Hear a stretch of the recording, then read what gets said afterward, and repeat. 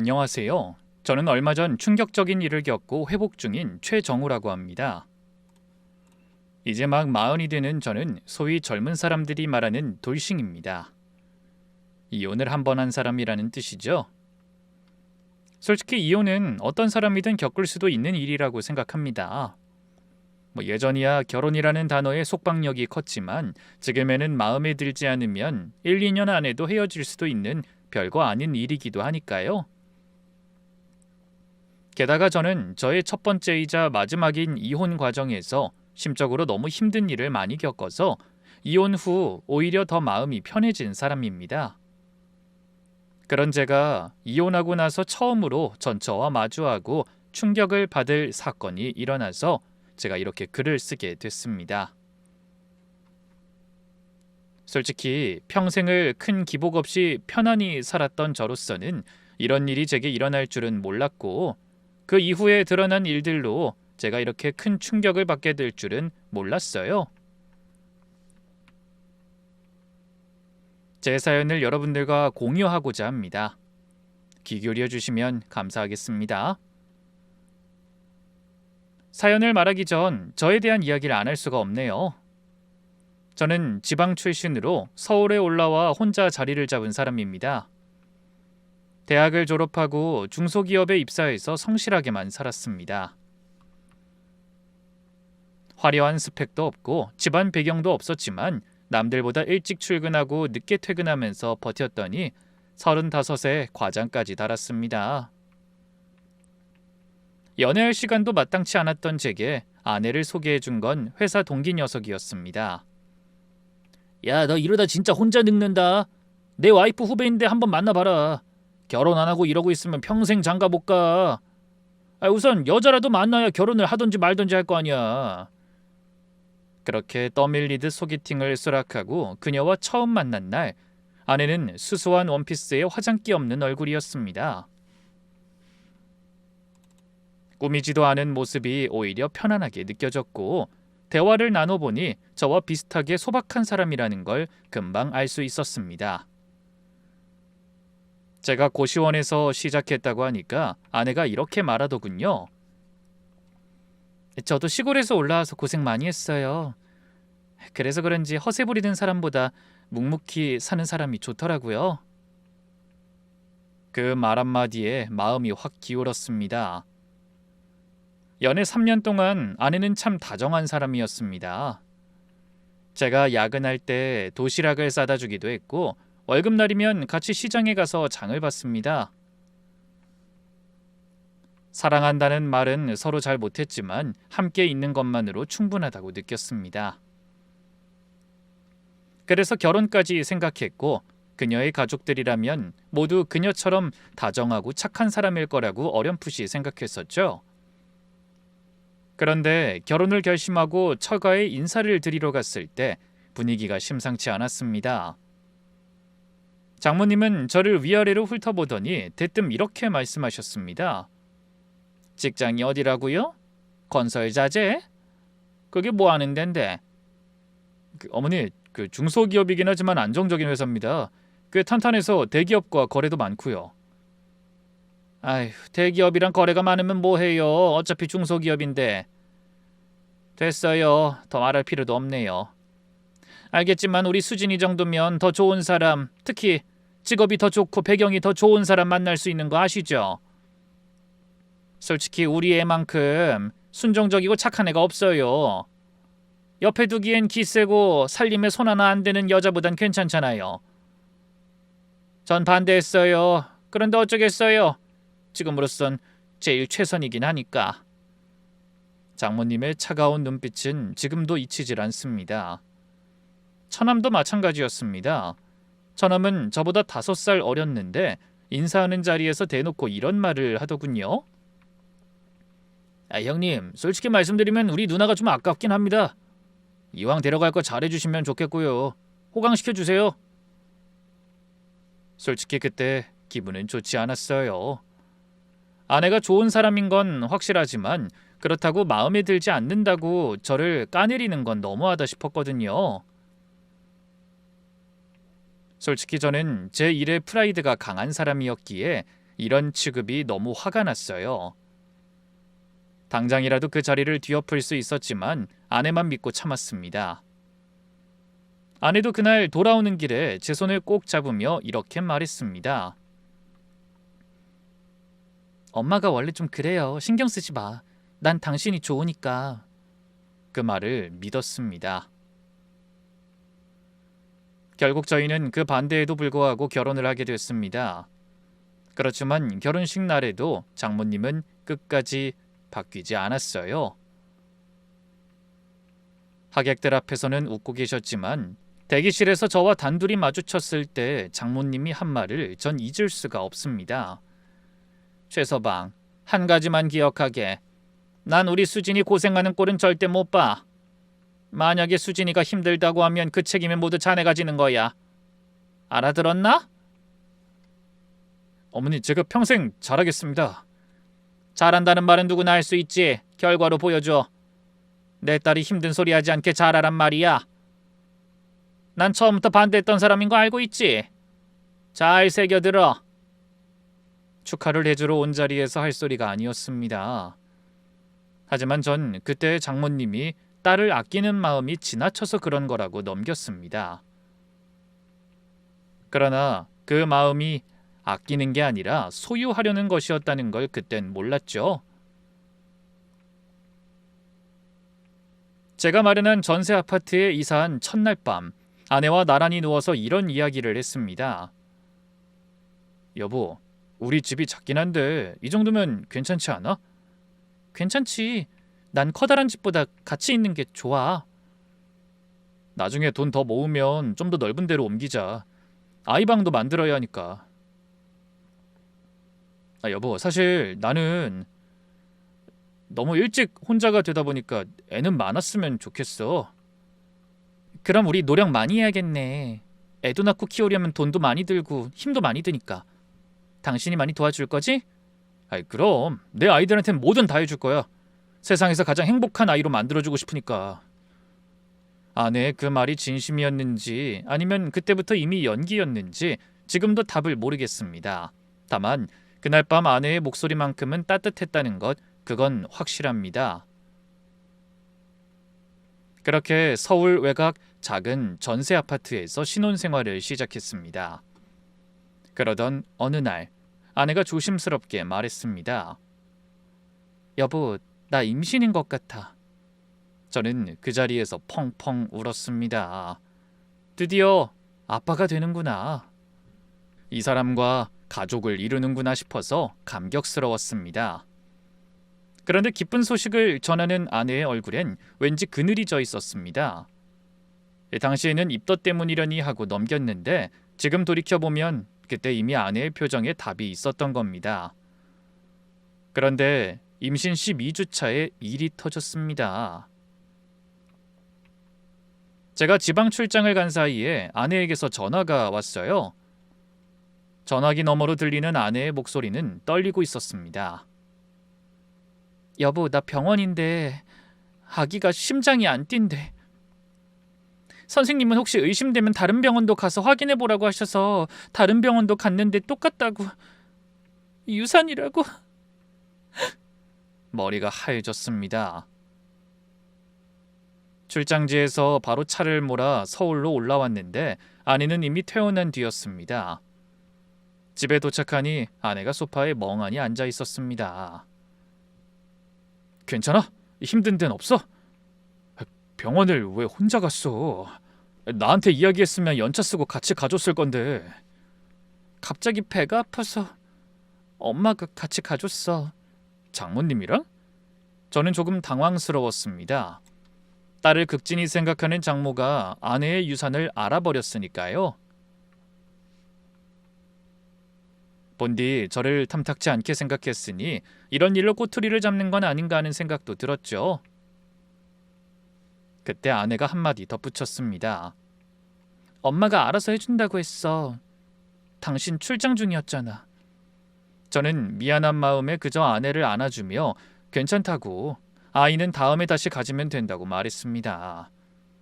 아내는 제 품에서 한참을 울었는데 지금 생각하면 그 눈물이 슬픔 때문이었는지 다른 감정 때문이었는지는 알 수가 없습니다. 유산 이후 아내는 눈에 띄게 달라졌습니다. 우울하다면서 집에 있기 싫다고 했고 문화센터 요가반에 등록하더니 동창 모임이다 뭐다 하면서 외출이 부쩍 잦아졌습니다. 저도 아내가 힘들어하는 걸 알았기에 바깥 활동을 하는 게 좋겠다 싶어 말리지 않았습니다. 오히려 집안 살림에 보태려고 야근을 더했습니다. 그리고 아내는 점점 밝아지기 시작했어요. 저는 아내가 제자리를 찾는 것 같아 마음이 놓였죠. 아내는 바깥 활동에서 즐거움을 느끼고 있었어요. 여보, 알고 보니 문화센터 요가반 후원을 우리 대학 선배가 해줬대. 이태준이라나? 무역회사 하는 사람인데 되게 능력 있나 봐. 무역회사?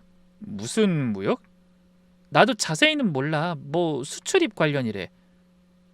아, 그리고 다음 주에 선배가 집들이 와인 보내준대. 같이 기념일 와인으로 마셔보자. 대수롭지 않게 넘겼습니다. 아내의 대학 선배가 와인 한 병 보내주는 건데 뭘 의심하겠습니까? 그런데 얼마 후 그 이태준이라는 사람이 정말 와인을 들고 집에 왔더군요. 저는 당황했습니다. 와인만 보내주는 거라고 생각했는데 사람이 떡하니 함께 오니 당황할 수밖에요. 그래도 아내와 잘 지내는 사람이라 저도 최대한 살갑게 대했습니다. 솔직히 첫인상은 나쁘지 않았습니다. 키가 크고 말을 잘하는 사람이었는데 웃으면서 이렇게 말하더군요. 복이 많으시네요. 이렇게 좋은 아내를 만나시고. 전 아직 사업한다고 정신없어서 결혼은 엄두도 못 내고 있습니다. 아닙니다. 그 무역업 하시면 바쁘시겠네요. 어떤 품목 취급하세요? 아, 여러 가지요. 뭐 동남아 쪽 원자재 중개도 하고 요즘은 뷰티 쪽으로 확장하려고 보고 있습니다. 시장이 워낙 빠르게 변하니까요. 뭔가 구체적인 것 같으면서도 막상 잡히는 내용은 없는 대답이었습니다. 하지만 그때는 그냥 사업하는 사람들이 원래 저런가 보다 하고 넘겼습니다. 지금 돌이켜보면 이 남자의 말에는 항상 그럴듯한 포장만 있고 실체가 없었습니다. 이태준이 돌아간 뒤에 아내와 이런 대화를 나눴습니다. 그 선배 사업한다면서 뭘 구체적으로 하는 거야? 물어봤는데 뭔가 딱 잡히는 얘기가 없더라. 원래 사업하는 사람들이 다 그래. 이것저것 하니까. 왜 무슨 문제 있어? 아니 문제는 아닌데 그냥 궁금해서. 당신은 왜 사람을 자꾸 의심해? 그냥 선배가 인사차 들른 건데 뭘 그렇게 캐물어? 아내가 날카롭게 반응하는 게 좀 의외였습니다. 평소 같으면 그냥 웃으며 넘겼을 텐데 유독 그 선배에 대한 이야기에서만 아내의 목소리가 높아졌습니다. 그때 한 번이라도 더 파고들었어야 했는데 저는 아내의 기분을 상하게 하기 싫어서 입을 다물었습니다. 그쯤부터 아내의 외출 시간은 점점 늘어났습니다. 어느 날은 저녁 10시가 넘어서야 집에 들어왔습니다. 오늘 왜 이렇게 늦었어? 밥 차려놓고 기다렸는데. 동창 모임이 길어졌어. 미리 문자 보냈잖아. 문자는 못 봤는데 보낸 거 맞아? 내가 거짓말을 왜 해? 그럼 문자가 안 갔나 보지. 따지려다가도 아내의 단호한 말투에 매번 꺾였습니다. 유산 후 힘들어하는 아내를 제가 너무 압박하는 건 아닌지, 내가 소심한 건 아닌지 오히려 제 자신을 의심하게 되더군요. 지금 돌이켜보면 그게 아내의 전략이었는지도 모르겠습니다. 물어볼 때마다 화를 내면 결국 묻지 않게 되니까요. 그래도 할 말은 해야 했습니다. 저는 기다리고 있는 이유를 말했습니다. 저번 달부터 설명이 안 되는 지출이 좀 있는 것 같은데 혹시 확인해 줄 수 있어? 아, 요가복도 새로 사고 동창 모임에서 밥값을 내가 냈거든. 그리고 친구들끼리 나눠서 내면 현금 들고 다니는 게 편해서. 아내의 말을 의심하지는 않았습니다. 유산으로 힘들어하는 아내가 좀 쓰면 어떤가 싶었습니다. 제가 더 벌면 되지 하는 마음이었습니다.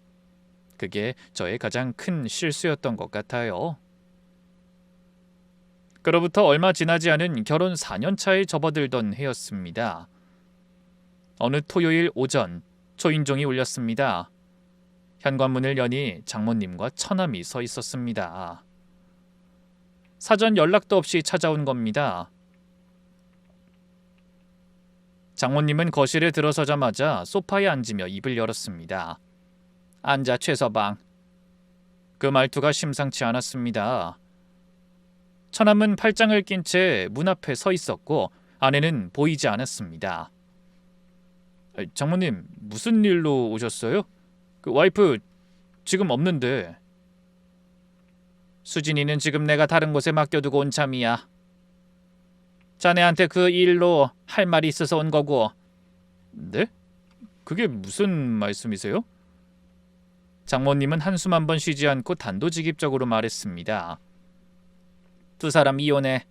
우리 수진이가 자네 때문에 우울증 약까지 먹고 있어. 더 끌 거 없잖아. 순간 귀를 의심했습니다. 이혼이라니 이게 갑자기 무슨 소리인지 모르겠더라고요. 와이프가 잠깐 나갔다고 생각했기에 더 어이없었고 아내와는 이혼과 관련된 어떤 이야기도 하지 않았거든요. 저는 장모님께 차분하게 말했습니다. 장모님, 전 와이프한테 잘못한 게 없습니다. 부부 사이 일은 부부끼리 얘기해야 하는 거 아닙니까? 와이프와 직접 이야기하겠습니다. 그때 처남이 끼어들었습니다. 그냥 깔끔하게 정리해요. 누난 이미 결심했어요. 처남은 가방에서 서류 봉투를 꺼내 테이블 위에 놓았습니다. 이혼 합의서였습니다. 재산 분할 항목을 보는 순간 눈이 휘둥그레졌습니다. 전세 아파트 보증금의 70%를 아내 몫으로, 제 예금 중 절반을 위자료 명목으로, 차량도 아내에게 넘기는 내용이었습니다. 합의서를 보고 저는 장모님께 다시 한번 따졌습니다. 아니 이게 다 무슨 일입니까? 와이프에게서 이혼에 관한 이야기를 들어본 적도 없는데 이게 무슨... 게다가 이 합의서 내용은 도저히 받아들일 수가 없잖아요. 전세 보증금은 제 월급으로 마련한 겁니다. 와이프가 살림에 기여한 건 인정하지만 이건 너무 불공평하죠. 불공평? 최서방, 우리 수진이가 4년간 당신 밥 해주고 빨래 해주고 집 치우면서 산 게 공평해? 수진이 시간은 돈이 아니야? 그렇다고 와이프가 돈을 번 건 아니잖아요. 전 매달 월급을 다 가정에 넣었어요. 월급 넣는 건 남편으로서 당연한 거고 수진이가 고생한 건 별도지. 따질 거면 변호사 불러와. 우리도 변호사 있으니까. 장모님은 이미 법률 자문까지 받아놓은 상태였습니다. 처음부터 이혼을 계획하고 준비해온 것이 분명했습니다. 저만 아무것도 모르고 있었던 겁니다. 게다가 장모님은 이미 답을 정해놓고 온 사람의 말투였어요. 저는 아내에게 전화를 걸었지만 받지 않았습니다. 문자를 보내도 읽지 않았습니다. 며칠 후 아내가 직접 집으로 왔습니다. 현관에 선 아내의 얼굴은 무표정했습니다. 여보, 도대체 무슨 일이야? 우울증 약 먹는다면서. 내가 뭘 잘못한 건지 말을 해줘야 하지 않겠어? 이게 다 무슨 난리냐고. 아내는 고개를 숙인 채 한참 말이 없다가 이렇게만 말했습니다. 미안한데 더 이상은 못하겠어. 못하겠다니 뭘 못하겠다는 거야. 아니 대체 이유가 뭔데? 그걸 알려줘야 납득을 하든 말든 할 거 아니야. 당신이 잘못한 거 아니야. 그냥 나한테 이유가 있어. 근데 말 못해. 말 못하는 이유가 뭔데? 난 아무것도 모르겠는데 이혼을 하라고? 수진아, 나 솔직하게 물어볼게. 다른 사람 생긴 거야? 무슨 소리야. 그런 거 아니야. 그럼 왜 이렇게 갑자기 이혼을 하자는 건데? 게다가 장모님은 나한테 원인이 있다면서 어이없는 재산 분할 내용 들고 오질 않나? 난 대체 무슨 일인지 전혀 감도 안 와. 당신이 못해준 게 아니라 나한테 이유가 있다고 했잖아. 그 이유를 말해줘야 내가 이해를 하든 말든 하지. 이유도 모르고 이혼 도장 찍으라는 게 이상하지.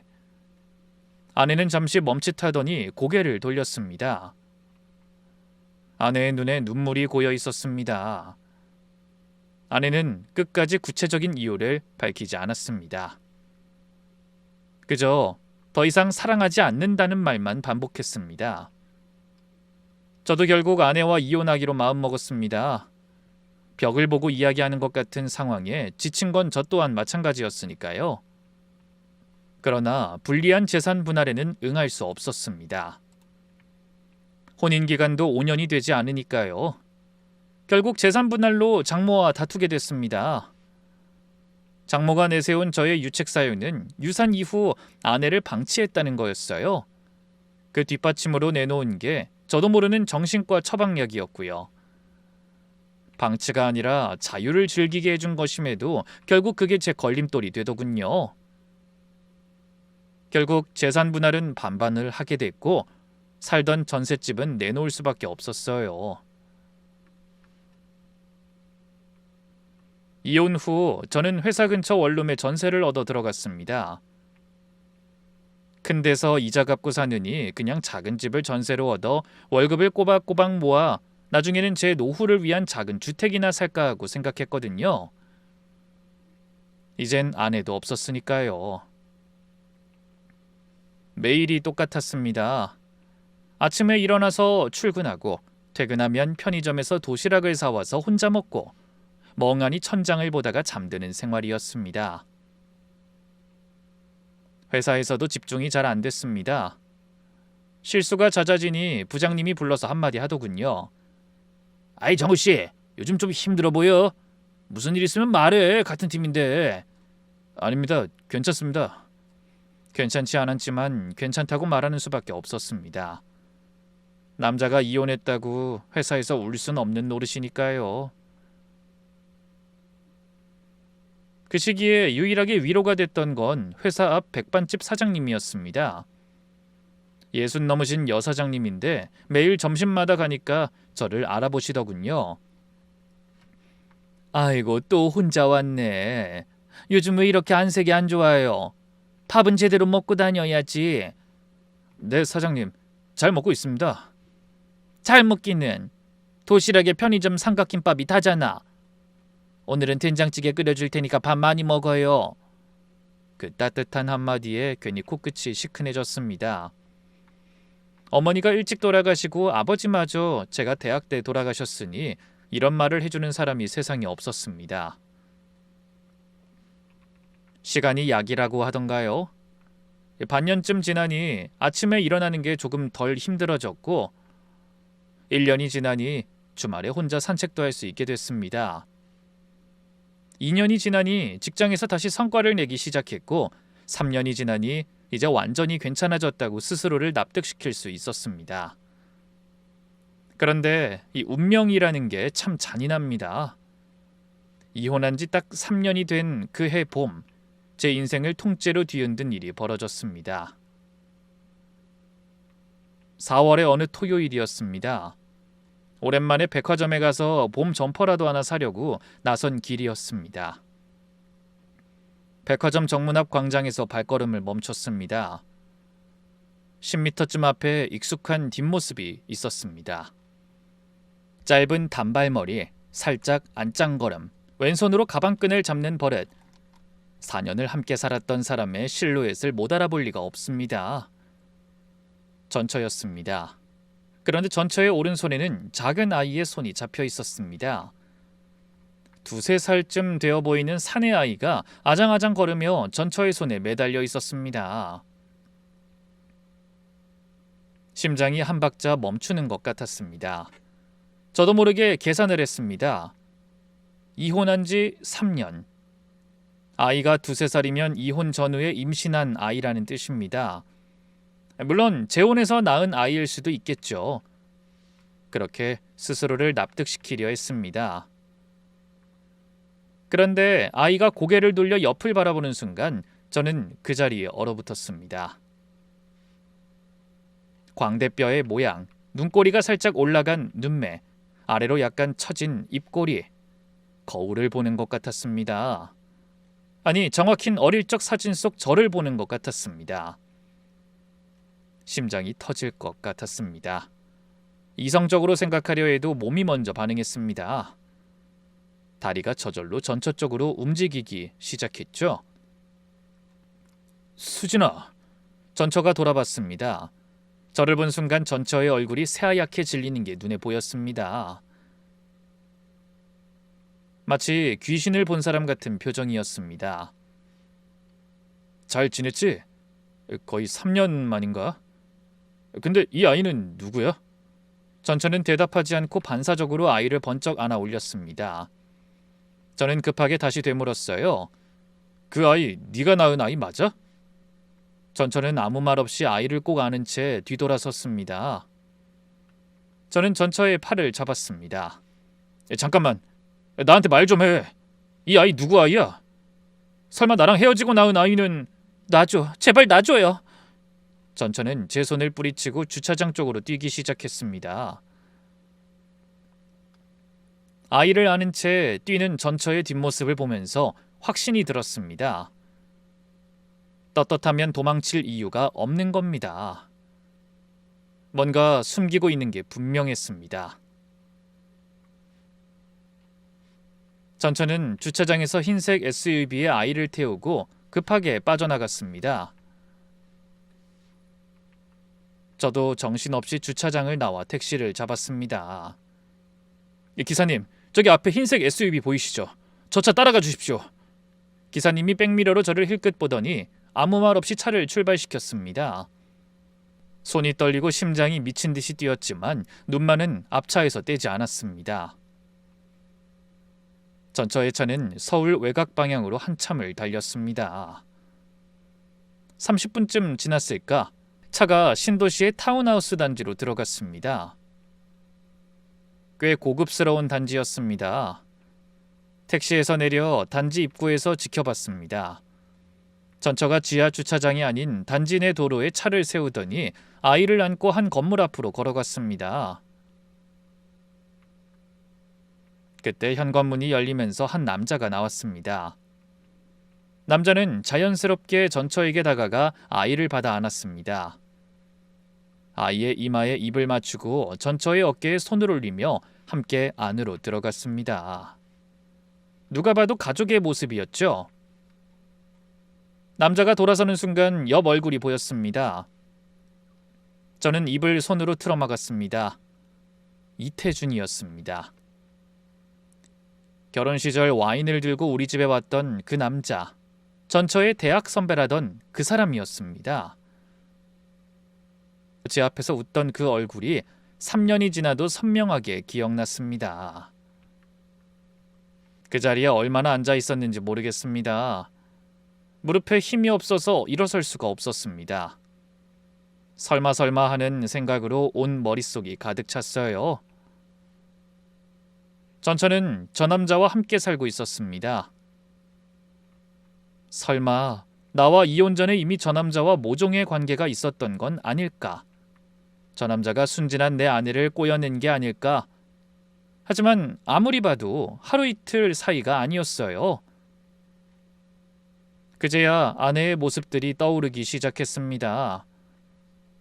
늦어지는 귀가 시간, 출처를 알 수 없는 현금 사용처들, 그 선배와의 접점, 그 모든 것이 한 곳을 가리키고 있었습니다. 저와 이혼 전에 두 사람이 붙어먹은 게 확실해 보였어요. 분노가 뒤늦게 밀려왔습니다. 주먹이 떨렸습니다. 하지만 동시에 아이의 얼굴이 떠올랐습니다. 이태준의 팔에 안겨 집으로 들어가던 그 작은 아이, 저를 닮은 그 얼굴, 분노보다 먼저 떠오른 건 아이였습니다. 저 아이가 누구 아이인지 반드시 알아내야 한다. 그 생각이 저를 다시 일어서게 만들었습니다. 택시를 다시 잡아 원룸으로 돌아왔습니다. 그날 밤 한숨도 못 잤습니다. 천장을 보며 같은 생각만 반복했습니다. 그 아이는 누구 아이인가? 혹시 내 아이인가? 왜 나에게 숨긴 것인가? 답을 찾아야 했습니다. 하루를 꼬박 뜬 눈으로 보낸 뒤 월요일 아침에 연차를 냈습니다. 분노로 뛰쳐나가는 대신 가장 먼저 한 일은 법률사무소를 검색한 것이었습니다. 이혼 전문 변호사를 찾아 상담을 예약했습니다. 변호사 사무실은 깔끔했고 40 중반의 남자 변호사님이 저를 맞았습니다. 저는 상황을 처음부터 끝까지 설명했습니다.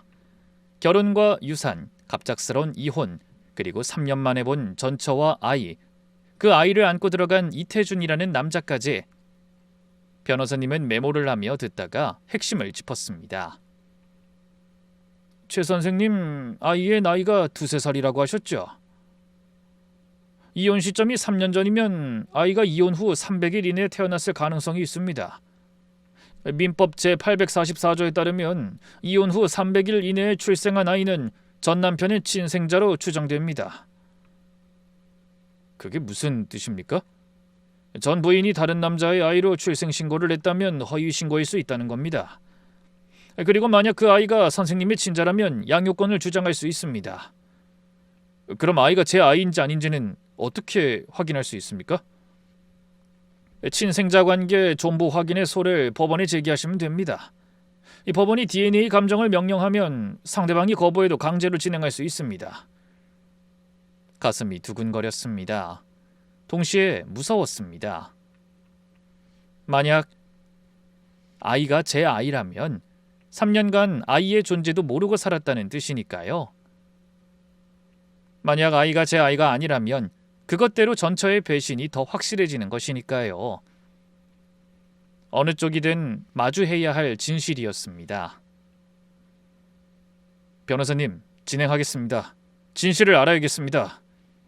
알겠습니다. 다만 소송 전에 증거를 좀 더 확보하는 게 유리합니다. 전 부인과 그 남자의 관계, 결혼 기간 중 불륜 정황, 이혼 당시 재산 분할의 부당성까지 함께 정리하면 훨씬 강력한 소송이 될 수 있습니다. 그날부터 저는 달라졌습니다. 3년간 무기력하게 살던 사람이 아니었습니다. 내 아이일 수도 있는 존재가 남의 집에서 남의 아이로 살고 있을지도 모른다는 생각이 저를 움직이게 했습니다. 증거를 모으기 위해 과거를 다시 더듬기 시작했습니다. 가장 먼저 찾아간 곳은 전처가 다녔던 문화센터였습니다. 센터 관계자에게 전처의 선배라는 이태준에 대해 물었습니다. 아, 그분이요? 그 후원해 주신다고 해서 한두 번 오셨는데 실제로 후원금이 입금된 적은 없었어요. 그 명함을 받긴 했는데 무역회사 대표라고 적혀 있었거든요. 근데 나중에 검색해보니 회사 정보가 안 나오더라고요. 역시 실체가 없는 사람이었습니다. 그 다음은 전처가 미용실에서 일했던 시절 후배를 수소문해서 만났습니다. 후배분은 제가 이혼했다고 하니 난감한 듯한 표정을 짓더군요. 아, 결국 그렇게 됐군요. 사실 언니가 결혼 전부터 이태준이라는 사람을 만나고 있었어요. 저는 그녀의 말에 충격을 받았습니다. 결혼 전부터요? 네, 대학 때부터 사귀었는데 그 사람이 사업한다고 여기저기 손대다가 다 말아먹었거든요. 돈이 없으니까 언니 어머니가 반대하셨나 봐요. 그때 언니가 어머니 때문에 안정적인 사람을 만나야 할 것 같다고 하는 말을 들었거든요. 머리를 한 대 맞은 기분이었습니다. 안정적인 사람이 바로 저였던 겁니다. 제가 처음부터 전처의 첫 번째 선택이 아니었다는 뜻이었습니다. 그럼 결혼하고 나서도 그 사람을 계속 만난 겁니까? 저도 확실히 몰라요. 다만 왕래가 있긴 한 것 같더라고요. 가끔씩 미용실에 둘이서 같이 오기도 하고 결혼하고도 만나는 걸 보고는 설마 했는데.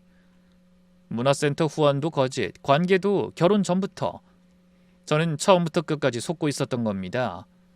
그런데 더 충격적인 건 이 모든 것이 전처 혼자의 판단이 아니었다는 사실이었습니다. 후배분이 마지막에 이런 말을 덧붙였습니다. 저는 솔직히 언니 어머니가 좀 무서웠어요. 언니가 뭘 하든 다 어머니 허락을 받아야 했거든요. 연애도 결혼도 직장도 언니가 스스로 결정한 건 거의 없었어요. 장모님, 모든 실타래의 끝에 그 사람이 있었습니다. 장모님에 대해 더 알아보기 시작했습니다. 전처의 고향 지인과 친척벌 되는 분을 어렵게 수소문해서 만났습니다. 그분이 해준 이야기는 놀라웠습니다.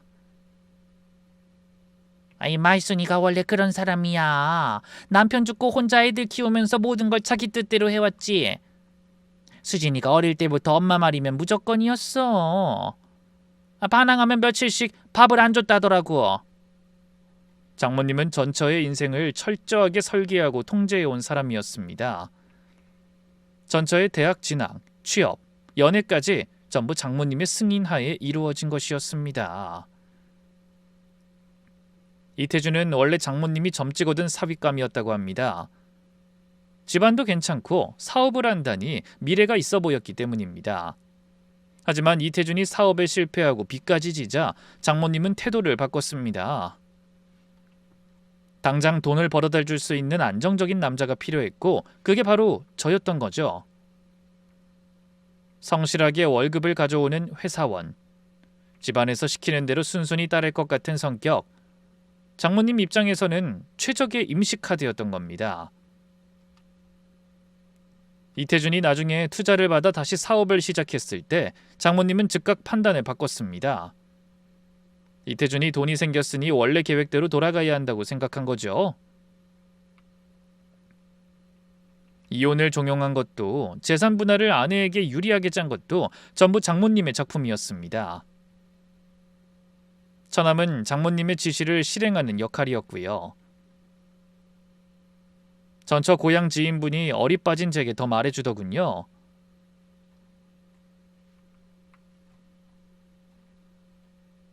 수진이가 고등학교 때 좋아하는 남자애가 있었는데 말순이가 알고는 학교까지 찾아가서 난리를 쳤대.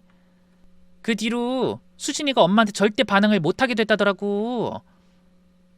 수진이 남동생 민호도 마찬가지야. 말순이 말이면 무조건이지. 그 집은 말순이가 곧 법이야. 그 이야기를 듣고 나니 이혼 때 장모님이 보여준 모습이 다시 떠올랐습니다. 이혼 합의서를 미리 준비해온 것, 처남을 데려와 압박한 것, 전처를 따로 격리시킨 것, 전부 장모님의 시나리오대로 움직인 것이었습니다. 전처는 그 안에서 자기 의지로 행동한 게 거의 없었을 수도 있습니다. 변호사님한테 장모님과 전처에 대한 이야기를 했더니 변호사님이 이렇게 말했습니다. 전형적인 혼인 빙자 사기에 가까운 구조네요. 결혼 자체가 경제적 목적으로 이용된 정황이 충분합니다. 이혼 당시 재산분할 재심 청구에도 큰 도움이 될 겁니다. 저는 분노를 느끼면서도 동시에 묘한 감정이 들었습니다. 전처가 나쁜 사람인 건 맞지만 그 사람도 어릴 때부터 장모님의 손아귀에서 자기 뜻대로 살아본 적이 없는 사람이라는 거였습니다. 전처도 혹시 자기 어머니 때문에 원하지 않는 이혼을 했던 게 아닐까 하는 생각이 드는데 변호사님은 어떻게 생각하십니까? 최 선생님 마음은 이해합니다.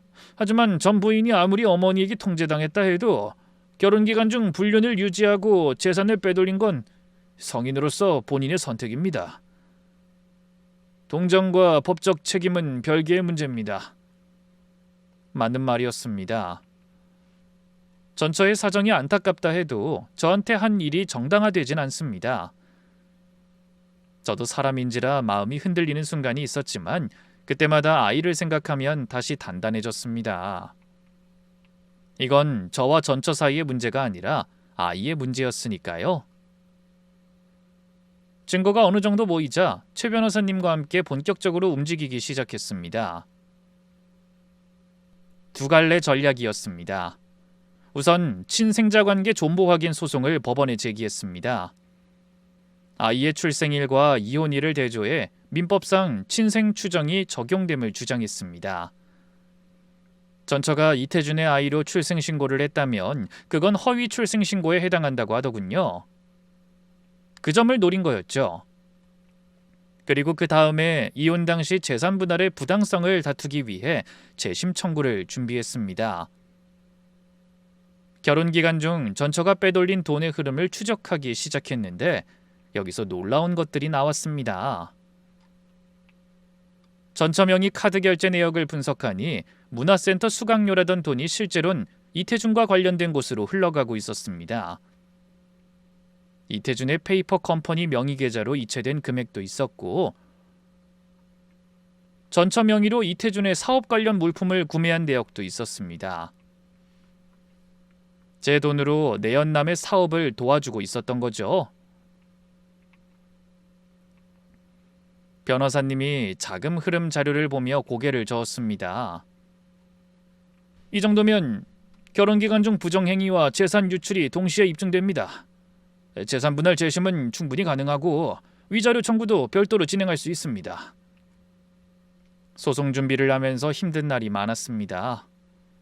서류를 정리하다 보면 결혼 시절의 기억이 떠올라 괴로웠고 동시에 어딘가에 있을 아이 생각에 가슴이 답답해졌습니다.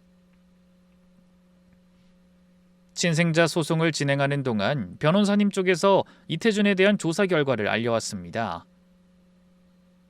저는 이태준이 그저 전처와 바람을 피운 남자, 돈이 좀 있는 사업가 정도로만 생각하고 있었습니다. 그런데 실상은 전혀 달랐습니다. 최 선생님, 이태준이라는 사람 배경을 좀 더 깊이 들여다봤는데 이 사람 무역회사라는 게 사실상 페이퍼 컴퍼니였고 지금 하고 있는 사업도 투자금을 유치해서 자전거 조업을 하는 구조입니다. 자전거 조업이요? 새 투자자의 돈으로 기존 투자자에게 수익을 돌려주는 겁니다. 이미 이전에 투자 사기로 2건 고소당한 전력이 있고 한 건은 합의로 끝났지만 한 건은 아직 진행 중입니다. 사업가가 아니라 사기꾼이었던 겁니다. 충격은 여기서 그치지 않았습니다. 변호사님이 덧붙였습니다. 더 문제가 되는 건 이 사람이 현재 운영하는 사업체와 부동산 상당수가 전 부인 명의로 되어 있다는 점입니다. 전 부인이 살고 있는 타운하우스도 전 부인 명의고 사업자 등록증상 대표도 전 부인 이름입니다. 이태준 본인 명의로 된 재산은 사실상 없습니다. 그럼 전처가 알고 그런 겁니까? 의도적으로 공모한 것인지 아니면 이태준에게 속아서 명의를 빌려준 것인지는 아직 확인이 필요합니다. 하지만 어느 쪽이든 전 부인은 법적으로 상당히 위험한 상황에 놓여 있습니다. 변호사님이 말해준 이태준의 실체는 생각할수록 치가 떨렸습니다. 하지만 동시에 이런 생각도 들었습니다. 이렇게 사기에 능한 인간이 전처뿐 아니라 다른 투자자들까지 속여왔다면 전처도 처음엔 진짜 속았을 수 있겠다는 거였습니다. 물론 그렇다고 해서 전처가 무죄라는 뜻은 아닙니다. 속았든 알았든 제 남편이 있는 상태에서 다른 남자를 만난 건 전처의 선택이었으니까요. 변호사님이 추가로 알려준 내용은 더 심각했습니다.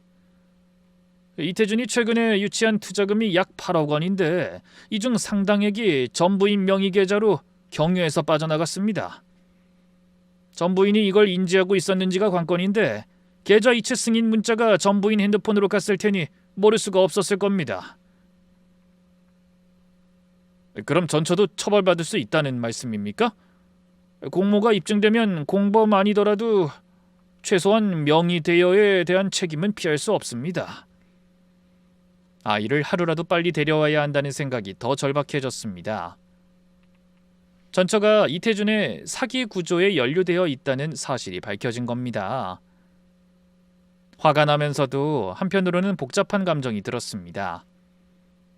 전처가 나쁜 짓을 한 건 맞지만 이태준이라는 인간에게 이용당하고 있을 수도 있다는 생각이 들었기 때문입니다. 하지만 지금 제가 먼저 걱정해야 할 건 전처의 사정이 아니었습니다. 아이였습니다.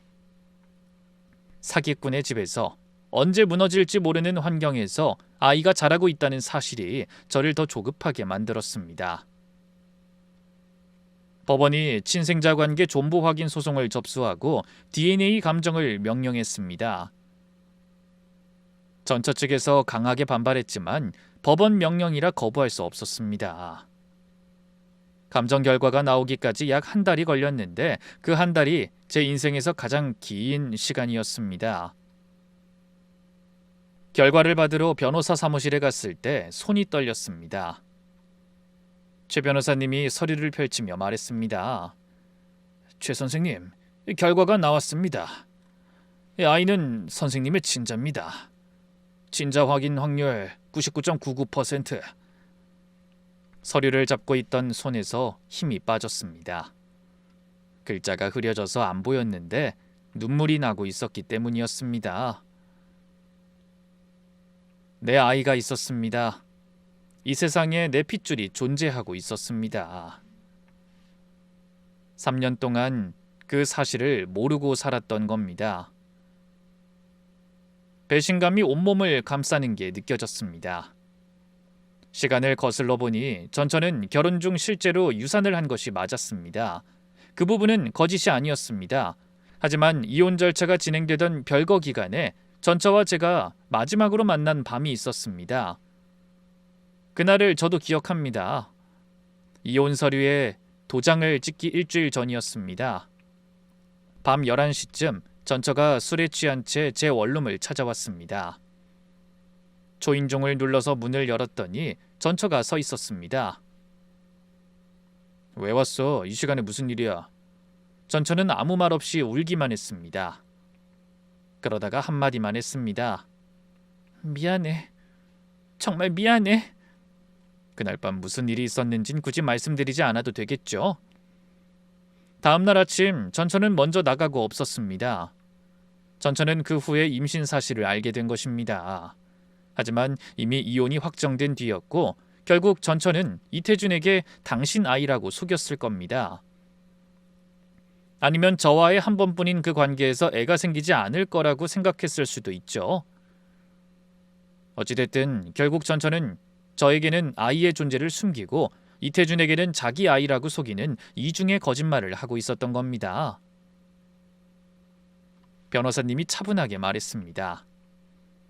전 부인이 선생님의 친자를 다른 남자의 아이로 출생신고한 것은 허위 출생신고에 해당합니다. 이제 양육권 변경 소송으로 갈 수 있습니다. 저는 한참 동안 아무 말도 못하고 앉아 있었습니다. 분노, 슬픔, 억울함, 그리고 아이에 대한 미안함이 뒤섞여서 어떤 감정을 먼저 느껴야 할지 모르겠더군요. 3년이었습니다. 아이가 첫 울음을 터뜨린 날도, 처음 뒤집기를 한 날도, 처음 걸음마를 뗀 날도 저는 아무것도 몰랐습니다.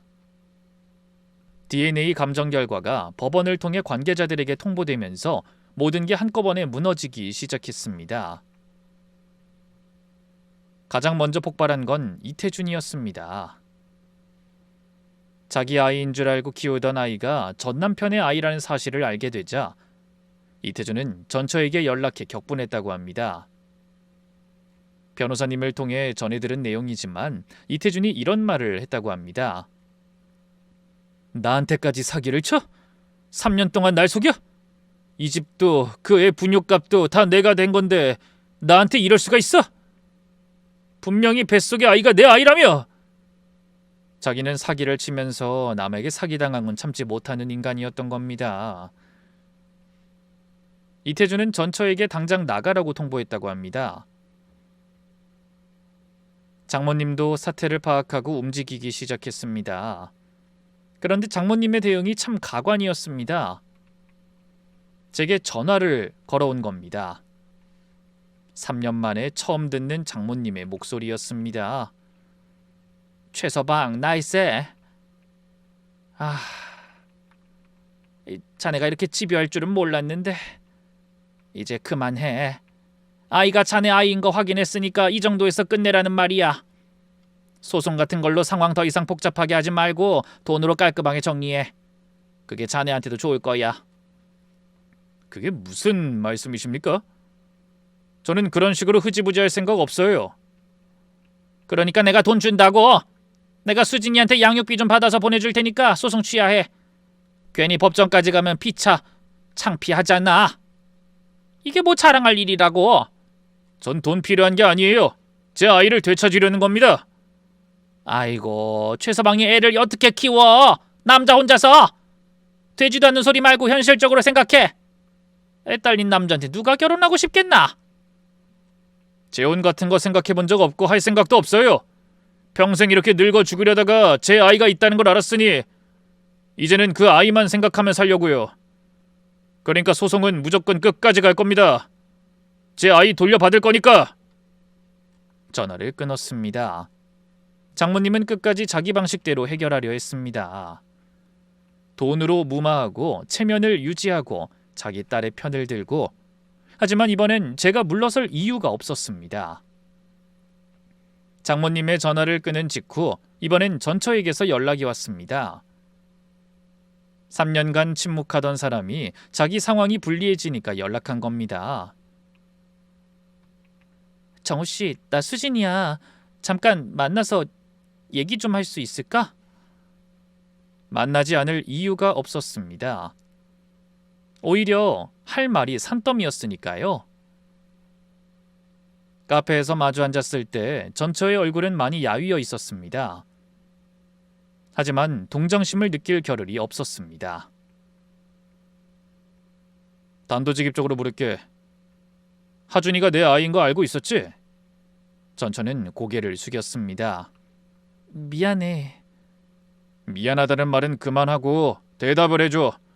내 아이인 거 알면서 왜 숨긴 거야? 3년 동안 왜 한마디도 안 한 거야?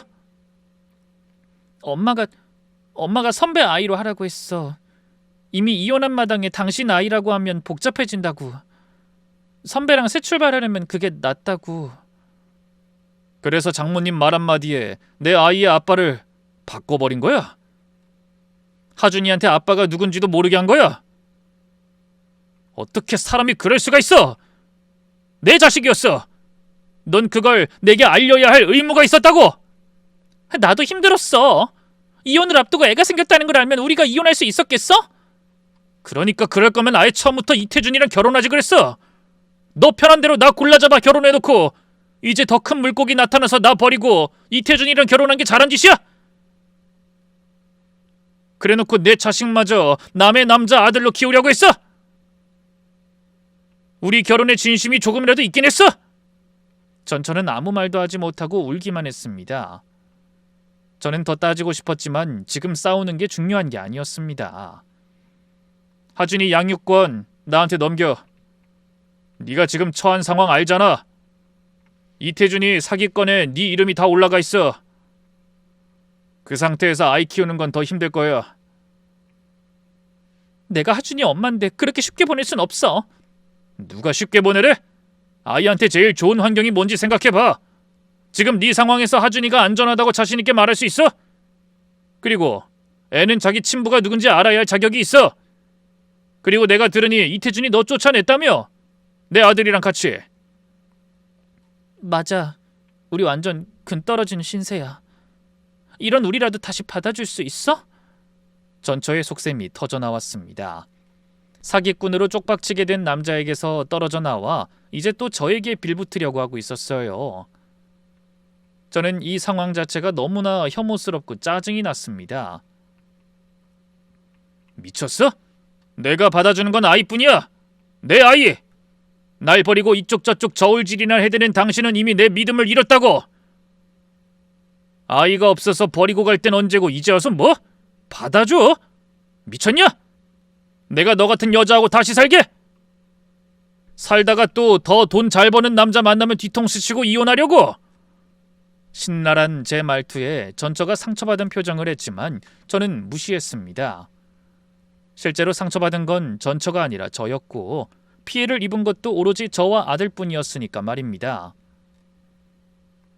당신이 어떻게... 그럼 나도 우리 아들 못 줘?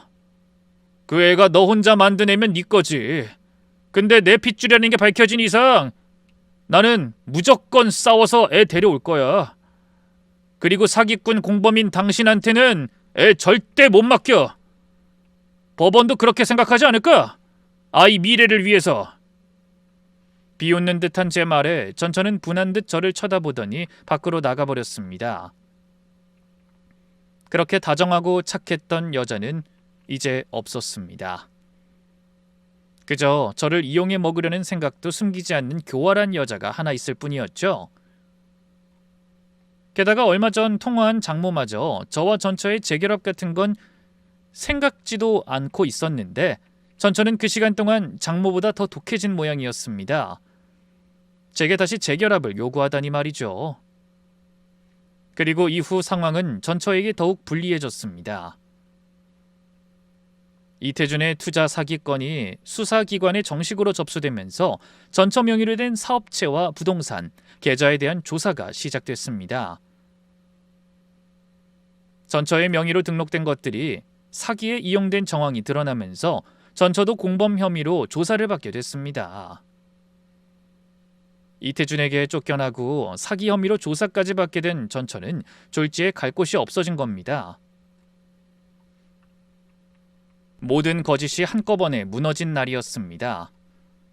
전처가 저한테 숨긴 것, 이태준한테 속인 것, 장모님이 설계한 것, 하나의 거짓말이 다른 거짓말을 낳고 그 거짓말들이 쌓여서 결국 전부 한꺼번에 무너져 내린 겁니다. 친생자 확인 판결이 나왔습니다. 법원은 아이가 저의 친자임을 공식적으로 인정했고 기존의 허위 출생 신고는 무효 처리됐습니다. 이어서 양육권 변경 소송에 들어갔습니다. 전처 쪽 상황은 좋지 않았습니다. 이태준의 사기건에 연루되어 수사를 받고 있었고 이태준이 쫓아낸 뒤로 주거지도 불안정한 상태였습니다. 반면 저는 안정적인 직장과 소득이 있었고 친자 확인이 된 이상 아버지로서 양육 의사가 확실했습니다. 재판 날 법정에 섰을 때 생각보다 떨리지 않았습니다. 오히려 이 순간을 위해 달려왔다는 느낌이었습니다. 판사님이 마지막 진술 기회를 주셨습니다. 원고 측, 마지막으로 하실 말씀이 있으면 해주십시오. 저는 자리에서 일어나 말했습니다. 저는 3년 동안 이 아이의 존재조차 몰랐습니다. 첫 울음소리도 듣지 못했고 처음 걸음마를 뗀 순간도 보지 못했습니다. 하지만 알게 된 이상 아이의 아버지로서 책임을 다하겠습니다. 아이에게 부끄럽지 않은 아빠가 되겠습니다. 판결이 내려졌습니다. 양육권은 저에게 부여됐습니다. 법정을 나서는데 다리에 힘이 풀려서 복도 의자에 주저앉았습니다. 아이를 인도받는 날 전처가 아이를 데리고 나왔습니다. 전처는 눈이 퀭한 데다 눈가가 부어 있었어요. 낯을 가리는 듯 저를 피하는 아이를 보며 제가 사진을 한 장 내밀었습니다. 하준아, 여기 있는 이 아이를 잘 봐. 너랑 똑같이 생겼지? 아이가 보더니 진짜 그렇게 생각했는지 고개를 살짝 끄덕이더군요. 그때 제가 말했습니다. 아저씨가 이 아이야. 네 아빠고. 네 몸에 흐르는 피의 절반은 내가 준 거란다. 그러니까 앞으로는 내가 너의 아빠로 너를 잘 보살펴줄 거야. 아이가 뭔가 어색한 눈빛으로 전처를 바라보는 게 느껴졌습니다. 전처는 아이를 놓지 않으려는 눈치였어요. 엄마는요? 엄마는 앞으로 바쁠 거야. 그래도 가끔은 볼 수 있을 거야. 그 말에 아이가 고개를 끄덕였습니다. 저는 아이를 받아 안았습니다.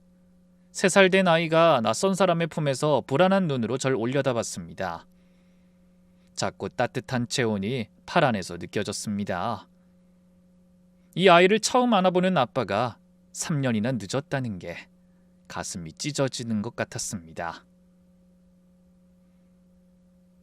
하준이를 안고 미안하다, 늦어서 미안하다라는 말만 반복했습니다. 하준이는 영문도 모른 채 작은 손으로 제 등을 톡톡 두드려줬습니다. 그 후로 1년이 지났습니다. 지금 하준이는 어린이집에 다니며 조금씩 밝아졌습니다. 아빠 소리도 이제 자연스럽게 하고 퇴근하고 돌아오면 현관까지 뛰어와서 안깁니다. 저는 재택 업무가 가능한 회사로 이직해서 아이와의 시간을 최대한 많이 가지려 노력하고 있습니다. 점점 아이를 돌보는 것도 새로운 일에도 잘 적응하고 있어요. 전처는 이태준의 사기건에서 적극적 공모가 아닌 명의대여 수준으로 최종 판단되어 벌금형을 받았습니다. 지금은 장모님과의 관계도 끊고 혼자 지내고 있다고 들었습니다. 저는 하준이가 원할 때 엄마를 만날 수 있도록 면접 교섭을 허용하고 있습니다. 아이에게 엄마라는 존재를 지워줄 권리가 저한테는 없으니까요. 이태준은 투자 사기 혐의로 실형을 선고받았습니다. 장모님은 전처에게도 저에게도 연락이 끊겼습니다. 염치라는 게 있고 생각이라는 것이 있다면 저를 찾을 리는 더 이상 없을 겁니다. 어느 일요일 오후 하준이의 손을 잡고 동네 공원을 걸었습니다. 하준이가 비둘기를 쫓겠다며 제 손을 잡고 뛰어가는 뒷모습을 바라보다가 문득 그날이 떠올랐습니다. 백화점 앞에서 전처의 손에 잡혀 아장아장 걷던 작은 아이. 그날 제가 그 거리를 지나가지 않았다면 저는 평생 이 아이의 존재를 몰랐을 겁니다. 진실은 언젠가 반드시 밝혀진다는 말이 있습니다. 저도 처음엔 그 말을 믿지 않았습니다. 4년간의 결혼이 거짓이었고 이혼 후 3년을 무기력하게 보내면서 진실 같은 건 영영 오지 않을 거라고 생각했습니다. 하지만 어느 봄날 우연히 마주친 작은 아이의 얼굴이 제 인생을 완전히 바꿔놨습니다.